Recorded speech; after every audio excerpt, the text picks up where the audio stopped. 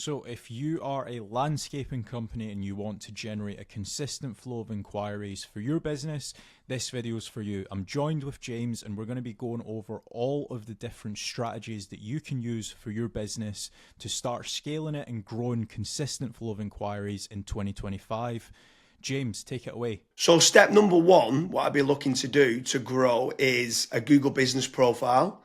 If you already have one, I'd be making certain that I would be reaching out to all my existing clients to try to get me as many 5-star reviews as possible. It's a great way, a Google business profile, to generate more leads. There's obviously getting citations and doing Google business profile posts and uploading photos on there. So that's definitely step one that I would be doing to try to generate more local leads.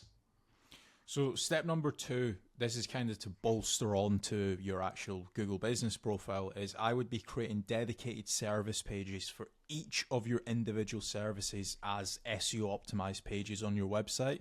Now, the good thing is when you start doing that, it's also going to help, first of all, rank your actual SEO optimized page, but there's also more likeliness chance of your Google business profile ranking and showing up for those keywords as well. So you're indirectly going to get more phone calls as well.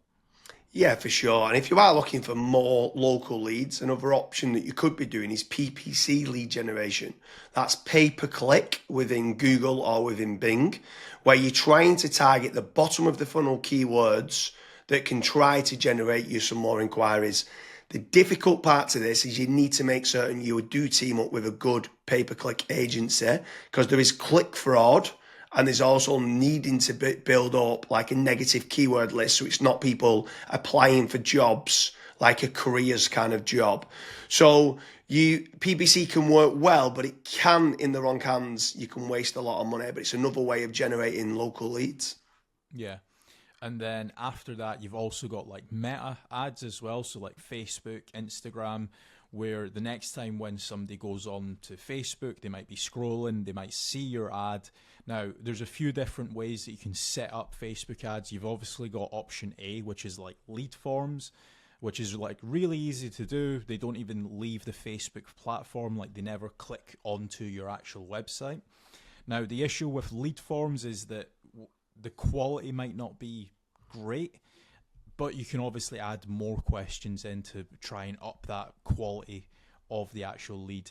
Then you've also got conversion ads as well, where that actually gets sent through to your website and then they fill out the contact form to you or on your website as well. So you've got a couple different options there that you can do.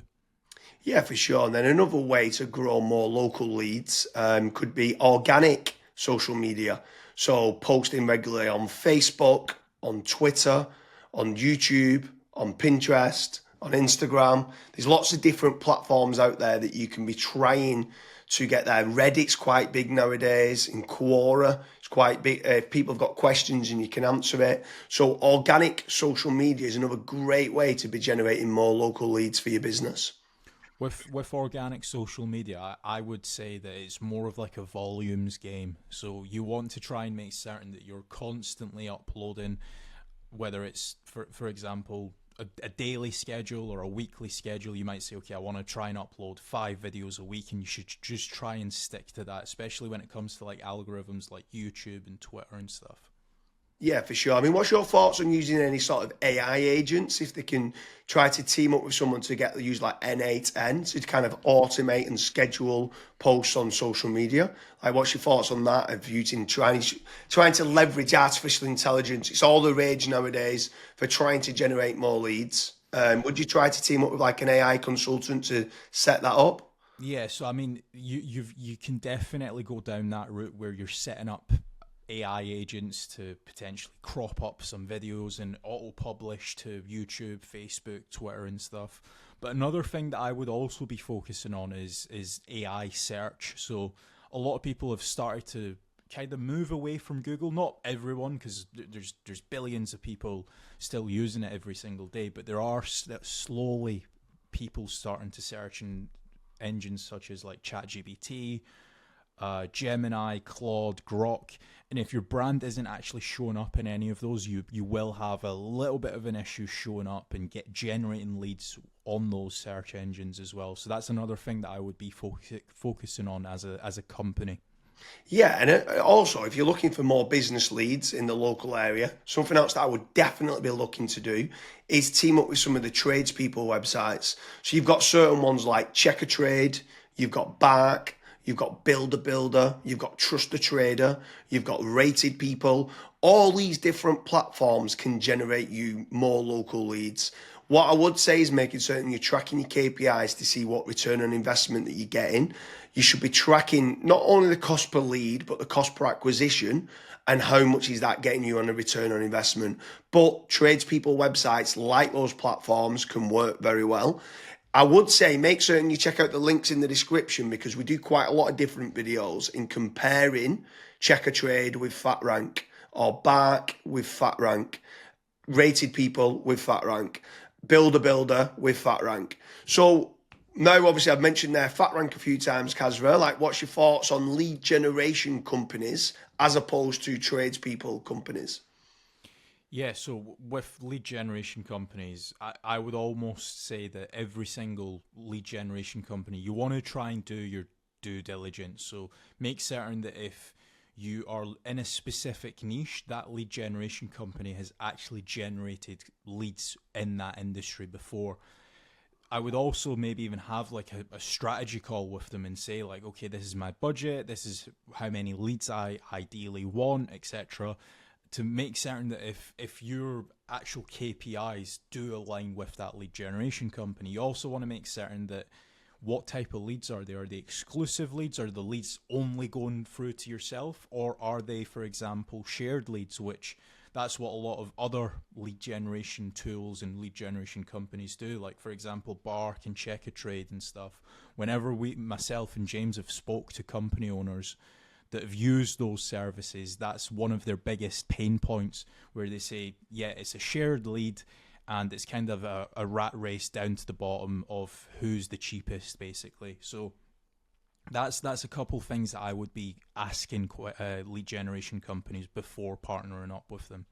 Yeah, for sure. I mean, if anyone is interested in generating more local leads, I strongly recommend heading over to fatrank.com, where we have a commission-based lead generation service. That means you only pay a finder's fee on converted jobs. You have nothing to pay on the pay per lead. You have nothing to pay until you get paid, until you convert that job on a pay per sale basis and you've completed the job and been paid. That's when you only have to pay fatrank.com. So head on over to fatrank.com to see whether you qualify. But I want to kind of expand a little bit further, right? So what is your thoughts on inbound lead generation versus outbound lead generation? So I always prefer inbound. The conversion rate of not just getting the lead, but the lead actually converting into a paying customer, into money coming into your business bank account is a lot higher. The last stat that I saw for that was something like 16.1% end up converting into a paying customer, as opposed to 1.4% when it's a outbound lead. Yeah, that's pretty So crazy. That's like a 12, but yeah, it's 10, yeah, 12 times more conversion.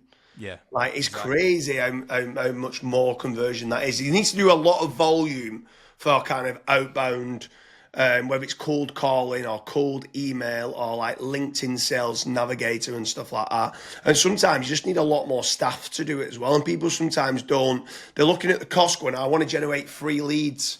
And they're like they think they're generating free leads, but they still cost of like the email sending, still cost of then the sales team try to convert them and stuff like that. So yeah, I completely agree with you that inbound leads is so much better than kind of outbound leads. But when what's your thoughts then on some people ask the question that come through that want local leads and then they talk about are these real-time leads? Like, is real-time leads very important to get? So as soon as they inquire, it comes through to you straight away.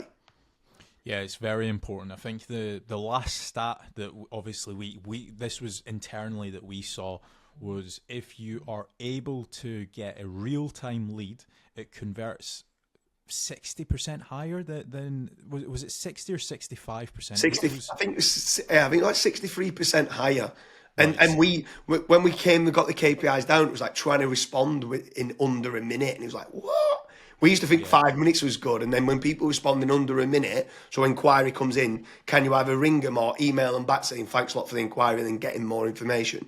Yeah, it was Yeah, so pretty. I mean, I'm not saying that every company needs to respond in under a minute, but there are certain things that we obviously look at Fatrank when we're looking to partner up with businesses. That's one of the things that a lot of businesses they kind of fall short on, where they might be away for 5 days on holiday and they don't have somebody to pick up the leads, and we're still providing the leads. So there's all these little different nuances that we look at when we are partnering up with companies. But the best thing that I would recommend to anyone that's looking to scale their business, that's looking to get a consistent flow of and high quality leads, is just fill out the form at Fatrank. The team will tell you if you're the right fit or if you're not, and we'll also tell you and give you feedback why you're not the right fit and what you should do as your next steps. So I hope you like the different strategies for your landscaping company. The amount of searches for landscapers near me and the amount of people that are looking for a local landscaping company is incredible throughout the UK. Head on over to fatrank.com, fill in the form. We work with a lot of different hard landscaping and soft landscaping companies. I'm hoping we might be able to work with you too.